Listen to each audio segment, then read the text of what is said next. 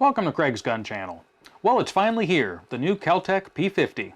KelTec officially announced the upcoming release of their new futuristically designed wonder weapon a year ago on January 4th of 2021, ending a weeks-long debate on the internet about a supposed leaked photo of the sci-fi looking pistol and whether it was real or if it was just someone's Photoshop project.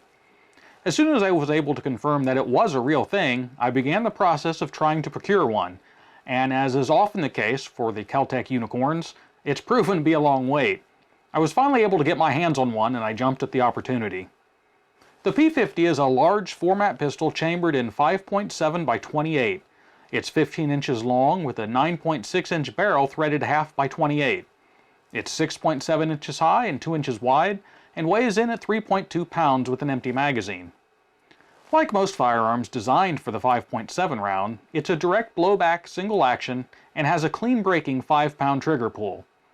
It not only uses the 5.7 cartridge originally developed by FN for NATO, but it also uses the horizontally oriented magazine that FN developed for the P90 personal defense weapon.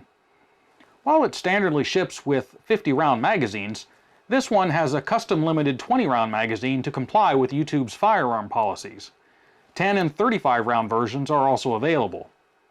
These magazines stack the rounds perpendicular along the length of the bore, with feed lips that pivot the cartridges into the correct orientation to feed into the firearm. It also allows for the magazine to lie horizontally in relation to the firearm without adding to the height or width of it.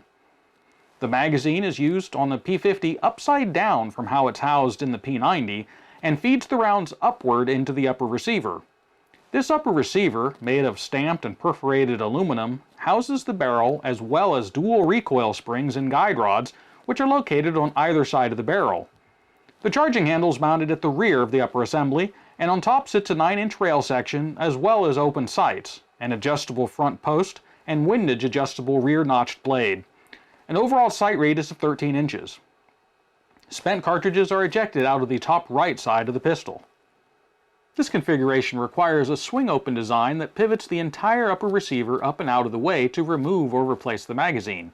This setup seems a little strange, but it does allow for the sights to sit very low to the bore axis, reducing even further the overall profile of the pistol. The fire control components are housed in the lower assembly, which is made of polymer, and it uses the grip and construction as typical in KelTec firearms. It also includes a generous gripping surface in front of the trigger guard for the offhand, and a small 2.5-inch rail section at 6 o'clock for mounting a light or a laser.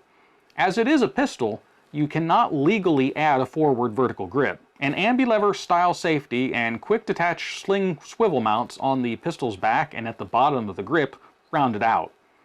The grip's beaver tail does double duty, not only helping to locate the strong hand's grip's location, but it's also the release latch for the pivoting upper.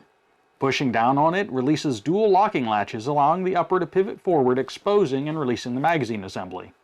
The 5.7 by 28 round it uses is a small caliber, high velocity bottlenecked cartridge pushing small 28 to 40 grain bullets to velocities typically in the 1800 to 2500 feet per second range. This high velocity results in a very flat trajectory out to 200 meters, while retaining terminal performance superior to conventional 9mm ammo. It was originally designed by FN in conjunction with their P90 personal defense weapon and their 5.7 pistol in response to a request by NATO for a higher powered replacement for the 9mm cartridge being used for close support weapons in the late 80s.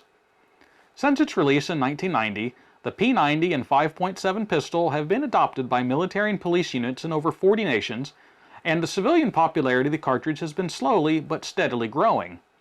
In addition to the KelTec P50, there are the original civilian versions of FN's designs, such as the PS90 and the 5.7 pistol, as well as several other manufacturers now producing 5.7 chambered offerings. These range from smaller manufacturers such as Excel Arms with their X-Series pistols, and also the rifles in 5.7, and their Accelerator and MP57 pistols. 57 Center's AR-57 upper for the AR platform, and even Ruger's 57 pistol, and CMMG with their Banshee and Resolute platforms in 5.7. There's now more options for firearms that use the cartridge than ever before, and with that increased demand for the cartridge, this will eventually mean more selection and eventually lower prices on the ammo, at least once the current ammo crisis starts to calm down. While we've not had an opportunity to really do a range review of this pistol due to weather, we couldn't resist not shooting it, and we did brave the cold to at least try it out. While not a full review shooting session by any means, we both agree that the trigger on it's great, and we're both looking forward to really digging into it as soon as the weather allows. I hope that this information is of value, and if you liked the video, I would ask that you hit the like button and subscribe if you want to continue to see more like this. I value your comments and feedback, and as always, until next week, stay safe.